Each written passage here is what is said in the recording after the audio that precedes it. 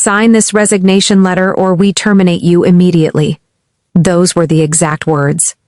After 21 years of loyalty, late nights, missed family moments, and holding a company together when no one else even understood how it worked, I was given 30 minutes to decide my future. 30 minutes to erase 2 decades.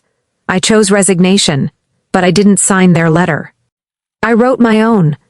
One carefully crafted sentence. 5 days later, their corporate attorney called me at 7:43 a.m., his voice tight, controlled, but clearly panicked. Miss Vaughn, we need to discuss the precise language in your resignation letter. Before I take you any further, subscribe to the channel and comment the city you're watching from. I want to see just how far this story travels. Now let me take you back to the beginning, to explain how I ended up sitting in a conference room at 4:17 p.m. on a Friday afternoon watching 4 executives slowly realize they had just made a mistake so catastrophic it would cost them everything they thought they'd won. My name is Anna Vaughn. I'm 46 years old. For 21 years I worked at Ascent Systems, a Denver-based software company, specializing in enterprise resource planning systems for manufacturing firms. These weren't simple tools. Our software controlled supply chains, production schedules, inventory forecasting. One failure could halt an entire factory. I joined in July 2004 as a junior operations analyst, fresh out of graduate school with an MBA from Colorado State University. I earned $42,000 a year, lived in a cramped ed studio apartment, and ate more instant noodles than I care to admit.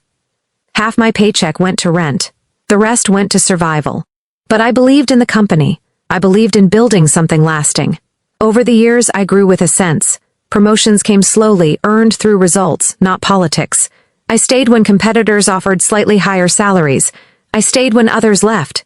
I stayed when systems failed, when clients panicked, when deadlines were impossible. By October 2025, I was the Senior Director of Global Operations, earning $192,000 annually, plus bonuses, benefits, and stock options accumulated over 2 decades. I managed 41 employees across 3 continents. My division alone generated $63 million in annual revenue. But my real value wasn't on paper. I was institutio. Now memory. When executives forgot why a legacy client contract had unusual terms, they called me. When finance needed operational data from 2007 that no longer existed in any system, they came to me. When the board questioned why certain processes existed at all, I explained, because I helped create them. My email archives spanned 21 years. Vendor relationships older than most managers. Contract. Negotiated before half the leadership team graduated college. For years I was indispensable, until suddenly I wasn't. Everything changed in February 2025. Ascent Systems was acquired by Dominion Corporate Holdings, a conglomerate valued at $11.4 billion. They had a reputation. Buy stable companies, cut experienced staff, replace them with younger, cheaper employees who didn't ask questions. I'd watched this same playbook destroy 3 competitors in the previous 18 months. I knew exactly what was coming. The acquisition finalized on February 14, 2025. Valentine's Day. The irony wasn't lost on me. The new management team arrived 8 days later. Our new CEO was Cameron Foster, age 35, Yale MBA. His last company burned through $40 million in venture capital before collapsing. No real experience running enterprise software operations. The CFO, Logan Pierce, was 33, brilliant with spreadsheets, completely detached from how real businesses functioned. The COO, Levi Coleman, had spent 18 months at Dominion and believed that made him an expert. On March 3 at 10 a.m. they held a mandatory company-wide meeting. Cameron stood in the main conference room, the one I had personally designed back in 2013.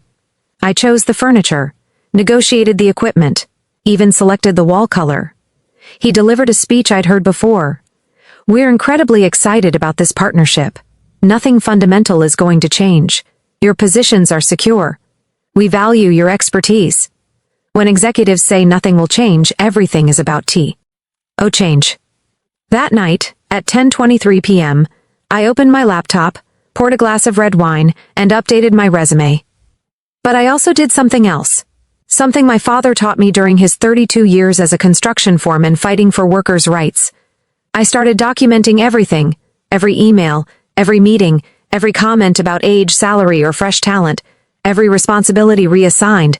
I backed it all up to 3 encrypted external hard drives, stored safely at home. Because when companies decide to push you out, the first thing they do is lock you out of systems, so you're left with no proof and no leverage. Exactly 4 weeks later, the terminations began. On March 24th at 8:47 a.m., 15 employees were fired, all over 42, all earning over $115,000, all replaced by younger hires within weeks. HR called it organizational realignment. I called it the beginning of the end, and I wrote everything down. Because by then, I wasn't guessing anymore. I wasn't being paranoid. I was watching a pattern unfold in real time. By April, the attention shifted from the department as a whole to me. At first, it was quiet enough that anyone on the outside could deny it. Meetings I had attended for years simply vanished from my calendar. No explanation, no replacement invite, just gone. On April 18th, there was a quarterly strategic planning session I had personally led for 9 consecutive years. I built the agenda. I guided the discussion. I summarized outcomes for the board. That morning, my calendar invite was canceled. When I sked Cameron about it later that day, he barely looked up from his laptop. "We're bringing in fresh perspectives," he said lightly. "We really appreciate everything you've done in the past, though." Fresh perspectives. That phrase would come to haunt me. On April 29th, 4 of my core responsibilities were reassigned to a 27-year-old manager named Grayson. He'd been with the company for 9 months. Nice enough guy, smart, but completely unfamiliar with our legacy systems, vendor contracts, and escalation protocols that took me years to master. I wasn't consulted. I wasn't informed in advance. I was simply copied on an email announcing the change. Then came May 15th. During a department-wide meeting, with my entire team present, Levi questioned my decision-making out loud. He suggested that my approach might be outdated and that modern operational thinking required more agility. It wasn't feedback, it was public undermining, a classic intimidation tactic designed to make someone feel obsolete, embarrassed, and eager to leave on their own. I didn't. I kept showing up. I kept performing. I kept documenting. Because here's the problem they had. They couldn't fire me for cause. My personnel file was spotless. 21 years, 0 disciplinary actions, consistently outstanding performance reviews, company awards in 2017, 2019, and 2022. So they changed. Tactics. On June 27th, Logan asked me to stop by his office at 4:45 p.m. on a Friday. Every experienced employee knows what that means. Bad news never comes on a Monday morning. "Anna," he said, folding his hands like this was a friendly chat, "we're restructuring operations to align with Dominion's global framework." I nodded. "Let him talk. We're eliminating your current role," he continued, "and creating a new position, Senior Operations Coordinator. You're welcome to apply." Then he slid a single page across his desk. $94,000 annually. I stared at the number. I'd been earning $192,000, plus bonuses. Same responsibilities, slightly different title, nearly a $100,000 pay cut. It was constructive dismissal dressed up as corporate strategy. "I'll need time to consider," I said. Calmly. That night, I called Elizabeth Hartman, the employment attorney I'd quietly retained weeks earlier when the warning signs became impossible to ignore. She listened without interrupting.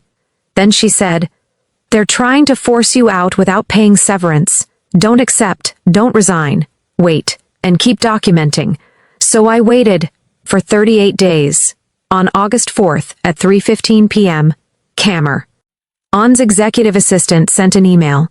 "Mr. Foster would like to meet with you in conference room C immediately."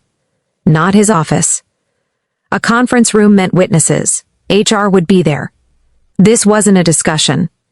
This was termination. When I walked into conference room C, they were already seated, Cameron, Logan, Levi, and HR, lined up on one side of the long table like a panel of judges. 4 portfolios. 4 identical pens. 4 expressions of rehearsed sympathy. Cameron gestured to the lone chair across from them. Anna, thank you for coming, he began. We need to discuss your future with Ascent Systems. Translation. You're done. Logan took over. We're offering you 2 options. He slid a folder toward me. Option 1, resign immediately, 3-week severance, $11,077, neuter. Al reference, clean break. Option 2, termination, no severance, no payout, and a note in my file that my role was eliminated due to redundancy. A threat, plain and simple. Inside the folder was a pre-written resignation letter, already waiting for my signature. If I signed it, I'd waive every legal right I had. I looked at all 4 of them, young, confident, convinced I had no choice. I'll resign, I said calmly. Relief washed over their faces. But I'll write my own resignation letter. The smiles faltered. They couldn't stop me. Fine, Cameron said. We need it by 5 p.m. I stood up, walked out at 3:37 p.m. and went back to my office. I already knew exactly what I was going to write. Weeks earlier, during a sleepless night when I realized this confrontation was inevitable. Elizabeth and I had drafted the resignation letter together. We spent hours dissecting every word, every comma, every possible interpretation. Not 2 pages, not even a paragraph. 1 sentence, 42 words. I closed my office door, locked it, and opened my laptop. I read the sentence again, and again. Then once more, slowly, out loud. It said exactly what it needed to say, and nothing more. At 4:17 p.m., I walked back into conference room C. They were still there, coffee cups on the table now, relaxed, smiling, certain they'd on. I handed Cameron the letter. He skimmed it for maybe 3 seconds. This is acceptable, he said. HR will process your final compensation. None of them noticed. That was the moment everything changed.